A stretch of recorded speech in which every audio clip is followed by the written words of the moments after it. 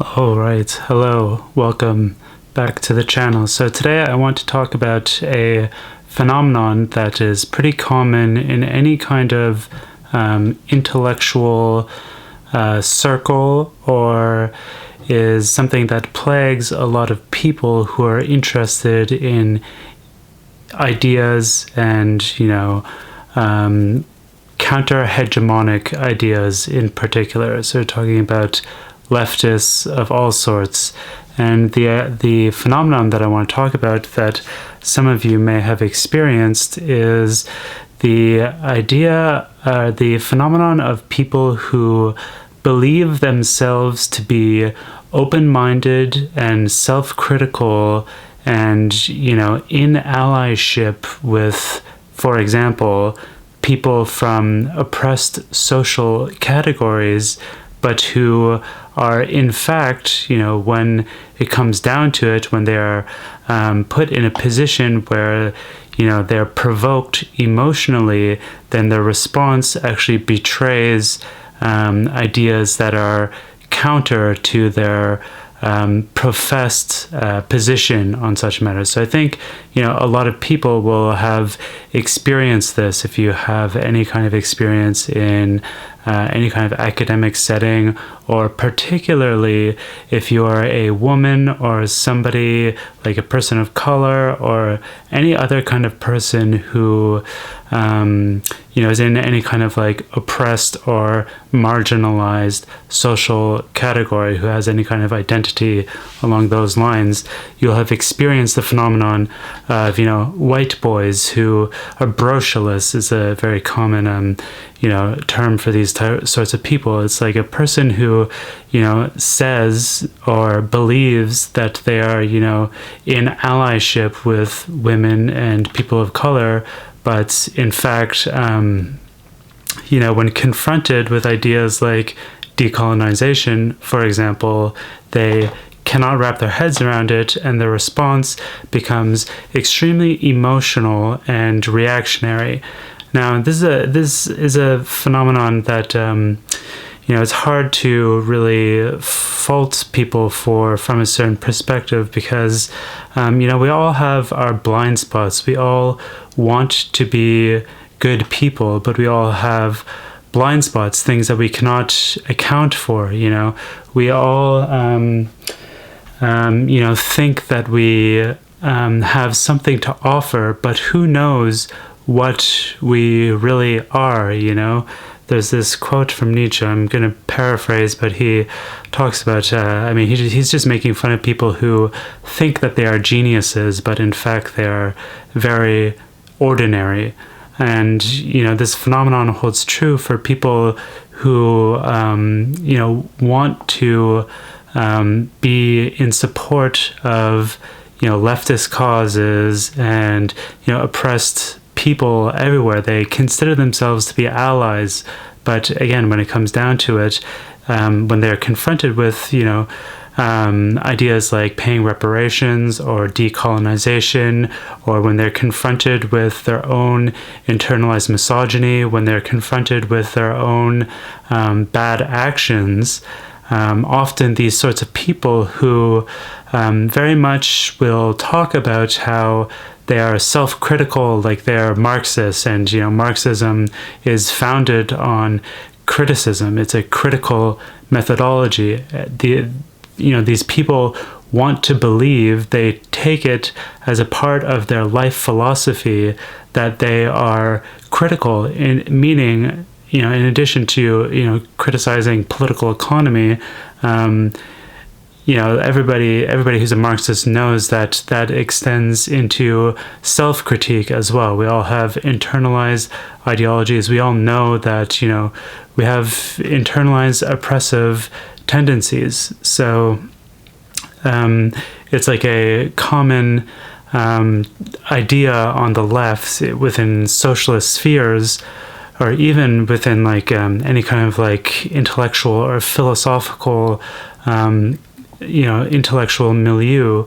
It's a common idea that you have to be self-critical, and you have to assume that you have certain reactionary ideologies or tendencies or biases baked into you, and therefore you need to be open to the possibility of yourself being wrong, and actually the idea that you are in fact enacting these kinds of oppressive behaviors. But again, there's a certain type of person who has a very hard time actually reconciling that belief with actually doing the work of being self-critical. It's a difficult task, really, and just put that in mind. Like, it's kind of hard to blame people. Like, I'm a white boy just like most of these people tend to be, so it's my responsibility to kind of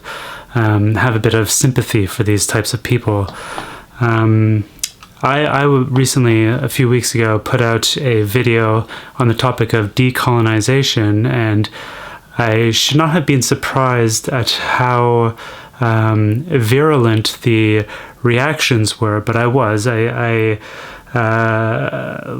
just wasn't really thinking about what I was getting myself into. But there it is. I posted it in a lot of leftist spaces, a lot of communist spaces, and a lot of people who I would think take it for granted, who I took it for granted, that they have some kind of self-critical ideas baked into their political ideology. They understand the need to be self-critical, are unable to confront certain ideas that are, again, very confrontational towards them. Like, decolonization is a very confrontational kind of idea. It's very difficult to deal with for settlers, basically. So what is the solution? Again, it's hard when you're in that position. Like, I am also not innocent of this kinds of behavior. Like, I have been confronted by people in the past about oppressive behaviors, and it's been very difficult for me to actually take that criticism on board. It takes a lot of work for the critic to actually make an impact on people like me who share my identity, who have a lot of we don't.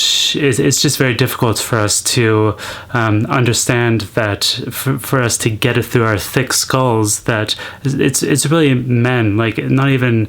I mean, it extends to all races, but it's really a quality of masculinity that men are unable to, or have a very hard time taking on, criticism and doing the work of self-critiquing. So I have been in that position before, where I've been confronted with criticism that is very difficult to hear, and it is really only through persistent work, which I'm very grateful for, as well as persistent work on my part as well, that I've been able to take that criticism on board and shift my perspective and my behaviors. But what are we to do with leftists, so-called, who are not self-critical, who profess to be self-critical, who profess to be critical, but fail to actually embody that kind of viewpoint, that kind of action, praxis, if you will. I think the real solution here, and the real source of this problem, is individualism and isolationism, and basically just thinking alone, or acting alone, or with a very closed group of people, all of whom maybe you think or talk to your friends, but your friends are all very much like you, so you don't really have a kind of outside perspective that can give you insight, critical insight into your behaviors or your thought or whatever. So this problem that I'm talking about here is a symptom of isolationism. both on an individual level, in contemporary society, especially nowadays, we are all very isolated. It's a very bad situation to be in for everybody, but also on like a kind of, on a wider level, like there are, cliques, if you will, that, and like social formations that are still isolated, and there's a lack of diversity, which creates these kinds of bubbles that we're all familiar with from social media and whatnot. So I think the real solution to this kind of problem, this kind of dunderheadedness, especially on the part of men, is to bring in more perspectives, to begin thinking together, to begin acting together, to just to like get out of your own head, and most importantly, to think together. Which brings me to my final point here, which is that I have started a research community.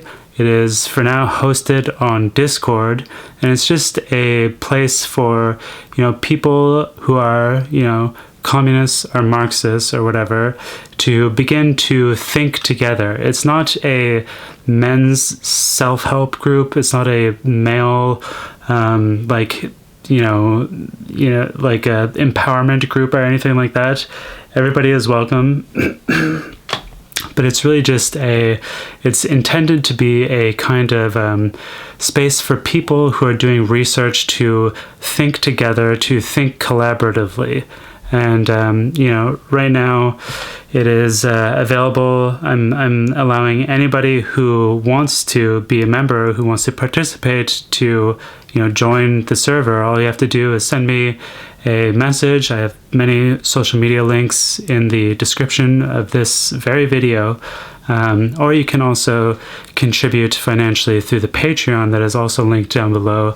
And eventually it will get to the point where there are enough financial contributions for it to be worth my while to begin leading the research group in a more structured way. I hope to eventually get to the point where I can do kinds of seminars on whatever it is that the people are interested in, weekly or bi-weekly or however it turns out.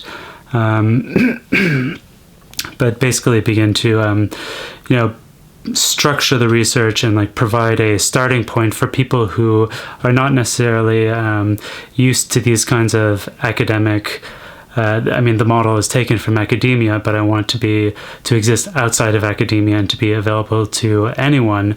But I want to also provide a kind of jumping off point intellectually for people who are not used to that kind of setting.